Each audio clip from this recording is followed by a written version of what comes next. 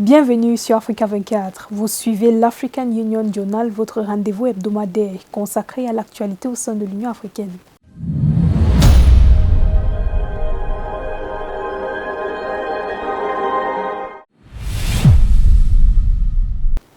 L'Afrique subit de plein fouet les effets néfastes de la guerre entre la Russie et l'Ukraine.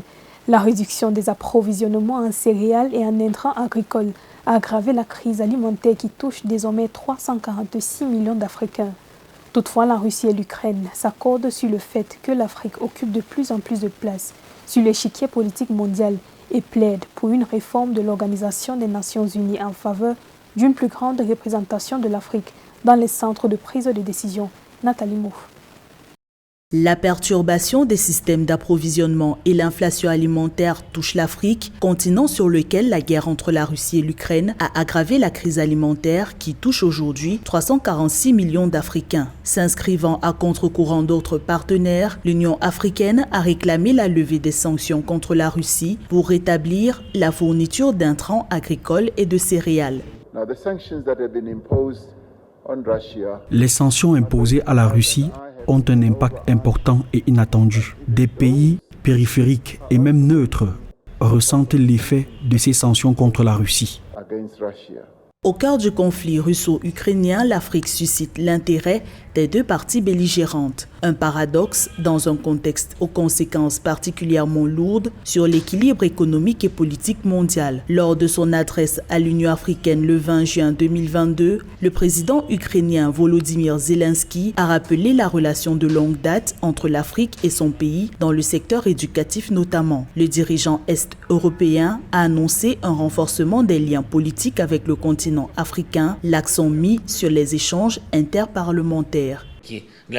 Conformément à mes instructions, la première tournée régionale du ministre des Affaires étrangères de l'Ukraine dans les États d'Afrique subsaharienne est en cours de préparation. Bien sûr, nous devons aussi développer le dialogue interparlementaire. À cette fin, j'initie des visites dans des pays africains par des représentants de la Verkhovna Rada d'Ukraine.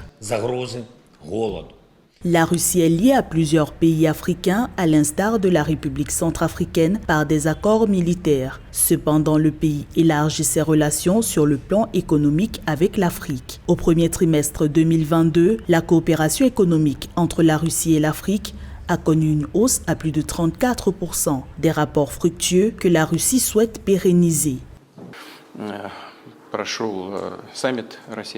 La Russie a toujours porté un très grand intérêt à l'Afrique et c'est une grande partie de notre coopération. Nous pensons que l'Afrique a de belles perspectives et nous allons renforcer nos liens avec les pays avec lesquels nous avons des relations traditionnellement amicales. Malgré le conflit qui les oppose, la Russie et l'Ukraine s'accordent sur le fait que l'Afrique occupe de plus en plus d'espace sur l'échiquier politique mondial. Cependant, ces deux pays reconnaissent que des efforts sont nécessaires pour que la voix de l'Afrique porte davantage à l'international. C'est dans cette dynamique que le président Volodymyr Zelensky a promis la tenue d'une conférence mondiale sur la réforme et la transformation de l'Organisation des Nations Unies à Kiev en Ukraine à la fin de la guerre.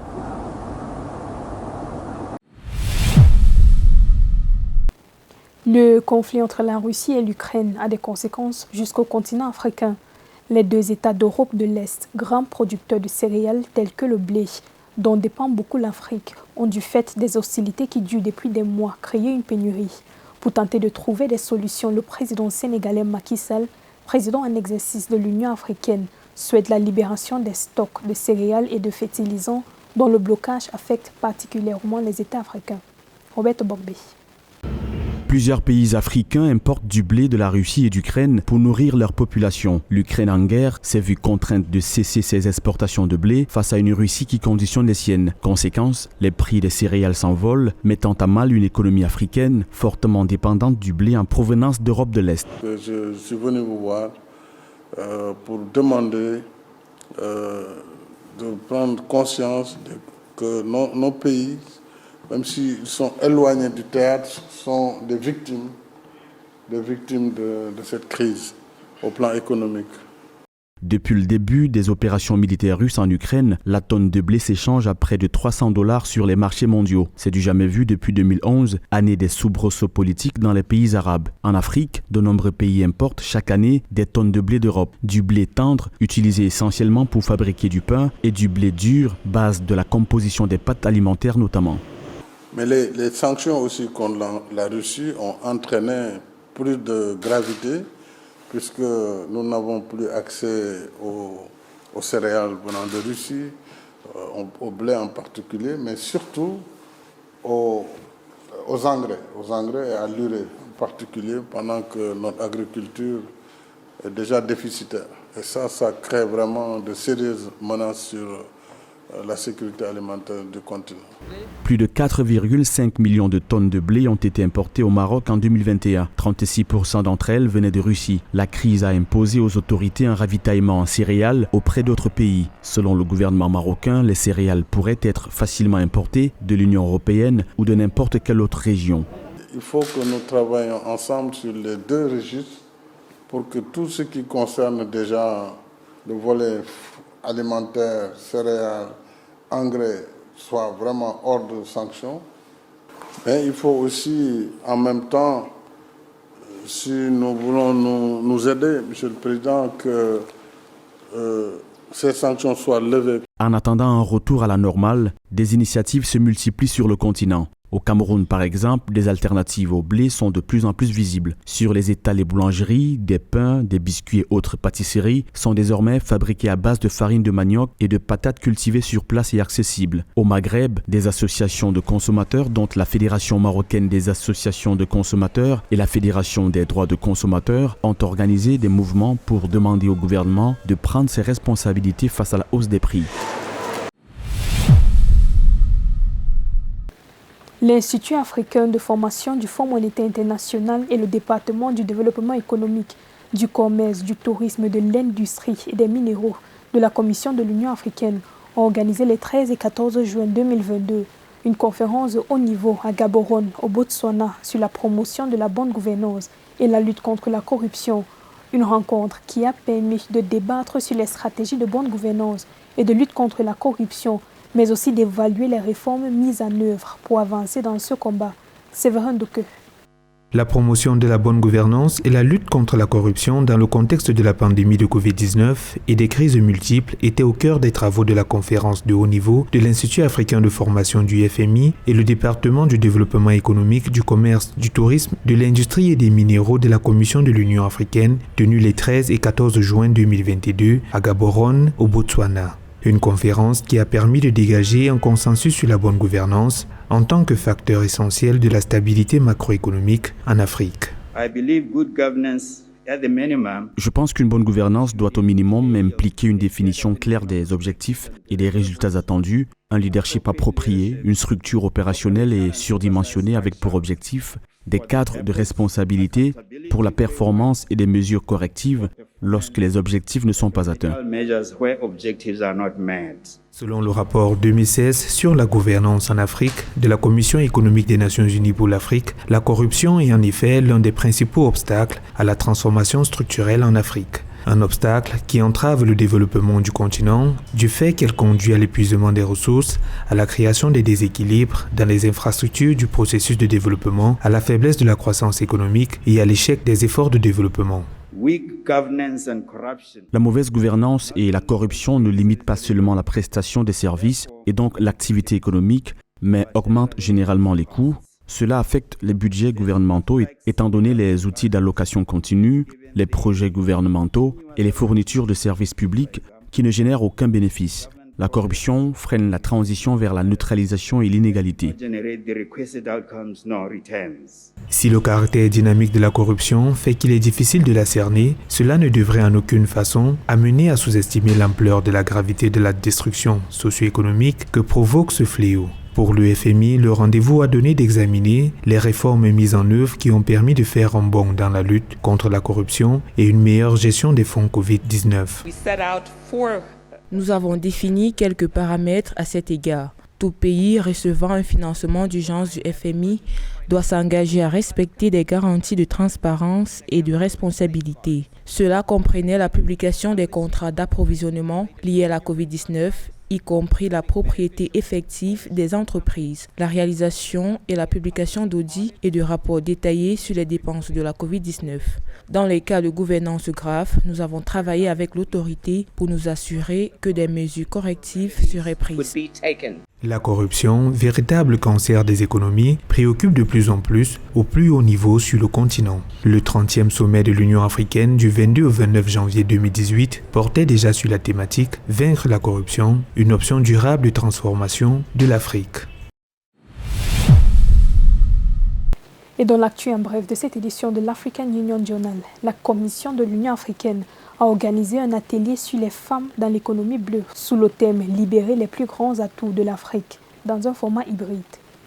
La Commission de l'Union africaine, par l'intermédiaire de son département de l'agriculture, du développement rural, de l'économie bleue et de l'environnement durable, a organisé du 16 au 17 juin 2022 un atelier sur les femmes dans l'économie bleue sous le thème « Libérer les plus grands atouts de l'Afrique ». Cette réunion, qui a réuni un éventail de parties prenantes multisectorielles de premier plan et inspirantes, avait pour objectif d'explorer les opportunités et les partenariats et identifier des domaines d'intervention tangibles avec des résultats concrets pour encourager la participation des femmes à l'économie bleue, de fournir une plateforme aux femmes africaines pour définir leurs priorités en vue de veiller à ce qu'elles soient rationalisées dans les programmes internationaux, les modalités de financement et les positions sur l'économie bleue, de soutenir l'inventaire des données et des statistiques sur les femmes professionnelles dans toutes les activités liées à la mer et de promouvoir les femmes dans les sciences de l'océan et de l'eau à l'occasion de la décennie des Nations Unies pour les sciences océaniques au service du développement durable. Et l'Union africaine a célébré le 16 juin la Journée internationale de l'enfant africain. À cette occasion, l'institution panafricaine a fermement condamné toutes les formes de violence contre les enfants en situation de conflit. Sur le continent africain, les conflits armés ont coûté la vie à des millions d'enfants, soit en tant que participants forcés, soit en tant que victimes. Des millions d'autres enfants sont physiquement mutilés, abusés sexuellement et traumatisés psychologiquement, tandis que d'autres sont pris en otage, enlevés ou victimes de la traite. En outre, les conflits aggravent également les inégalités sociales, exposant les enfants à des pratiques néfastes. Face à cette situation, l'Union africaine, à l'occasion de la Journée de l'enfant africain, condamne toutes les violations contre les enfants dans les situations de conflit. L'institution panafricaine encourage en outre ses États membres à prendre des mesures systématiques et ciblées pour protéger les enfants contre les violations de leurs droits dans les situations de conflit, y compris les violations causées par des pratiques néfastes. L'édition 2022 a été célébrée sous le thème « Éliminer les pratiques nocives affectant les enfants, progrès sur les politiques et pratiques depuis 2013 ». Et puis, la Commission de l'Union africaine et ses partenaires ont organisé du 14 au 15 juin 2022 une formation virtuelle sur les mécanismes de contrôle du secteur de la sécurité. La Commission de l'Union africaine et le Conseil économique, social et culturel de l'Union africaine, en partenariat avec le Réseau africain du secteur de la sécurité et le Forum africain sur la police, ont organisé du 14 au 15 juin 2022 une formation virtuelle sur le cadre politique de l'Union africaine, sur la réforme du secteur de la sécurité adoptée en 2013, notamment sur les mécanismes de surveillance du secteur de la sécurité, conformément au cadre politique de l'Union africaine en matière de RSS et sur le rôle de l'ESOC dans l'influence et le suivi des stratégies nationales de réforme au secteur de sécurité, conformément à la formule de Livingstone et au débat sur le rôle du Parlement panafricain dans le contrôle du secteur de la sécurité au niveau régional et national. Cette formation ciblait prioritairement les hauts fonctionnaires et organisations de la société civile représentant les États membres et les communautés économiques régionales.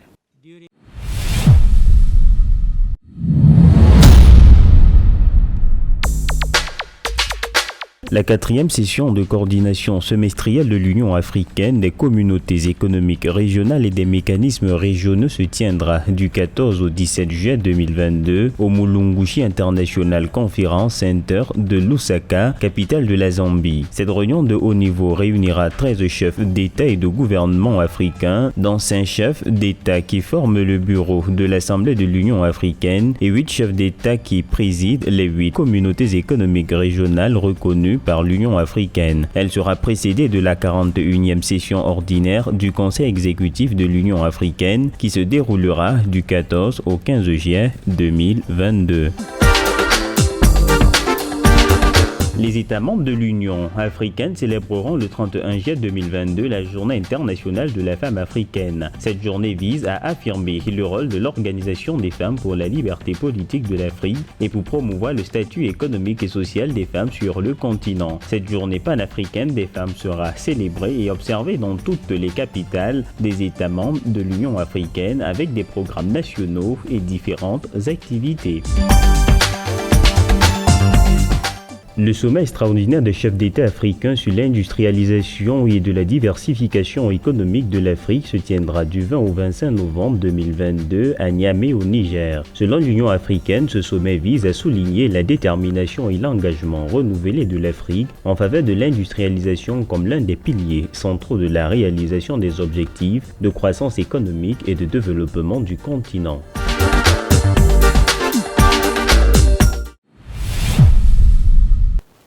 Nados Bekele-Thomas est la première femme à diriger l'Agence de développement de l'Union africaine.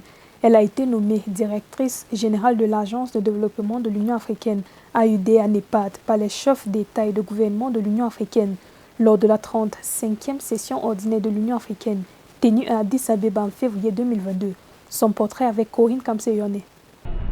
L'Éthiopienne Nardos Bekele-Thomas est la première femme à diriger l'Agence de développement de l'Union africaine. Élue à ce poste en février 2022, l'économiste de formation a influencé la croissance et le développement sur le continent africain pendant près de 40 ans. We are in a period of business unusual. Nous sommes dans une période d'activité inhabituelle et les interventions de développement doivent aller au-delà de la gestion de la pauvreté. Nous devons repenser les approches de développement qui n'ont cessé de varier au cours des 60 dernières années. Ces approches ne permettent pas encore de mettre en place des systèmes transformationnels qui apporteront des solutions efficaces et durables aux défis du développement de l'Afrique. La sexagénaire Nardos Bekele-Thomas s'est engagée à soutenir les efforts de l'Agence de développement de l'Union africaine pour assurer le progrès sur le continent. Selon elle, la série de dialogues sur l'Afrique s'assimile à une plateforme d'incubation et d'échange de connaissances et s'inscrit en droite ligne du thème principal de la 35e session ordinaire de l'Assemblée de l'Union africaine sur le renforcement de la résilience en matière de nutrition et de sécurité alimentaire sur le continent africain.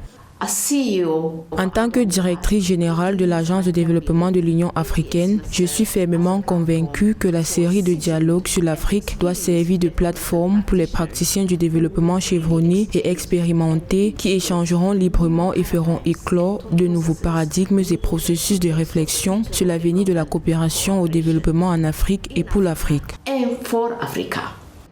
Alors que l'Afrique subit encore les répercussions socio-économiques de la pandémie de Covid-19, le conflit actuel entre la Russie et l'Ukraine s'érige également en frein pour l'économie mondiale, mais aussi pour le continent africain. Selon Nardos Bekele-Thomas, il y a un besoin urgent de construire des systèmes alimentaires résilients et inclusifs. There is an urgent need. Il est urgent que l'Union africaine prenne des initiatives pour aider les États membres à répondre à cette insécurité alimentaire et nutritionnelle imminente en Afrique. Si nous adhérons également à l'élan du sommet des Nations Unies sur le système alimentaire, nous devons mettre l'accent sur le besoin urgent de choix politiques et d'investissements qui transformeront les capacités locales et construiront des systèmes alimentaires résilients et inclusifs. And build resilient and inclusive food systems.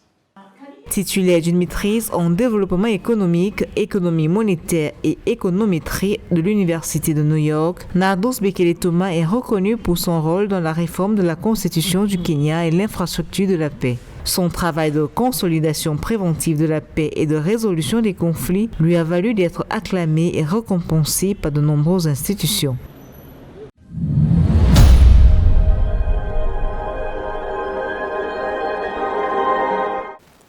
Merci d'avoir suivi ce journal. L'information continue sur Africa 24.